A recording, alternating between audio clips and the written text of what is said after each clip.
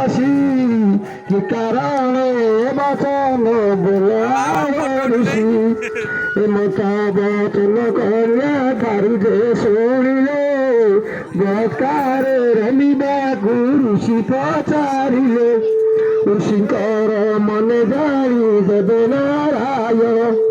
গঙ্গা তীরে প্রবেশ হইলে তৎক্ষণ নারায়ণ দেখি ঋষি লবিত হইলে মতা তল করি বাবই নারায়ণে নারায়ণ কহিলে হে শুণ মনু ঋষি কেউ কারণରୁ বাবই অছু আসি বড় আনন্দে হরি হরি বল আউরি এক ভার হরি হরি বল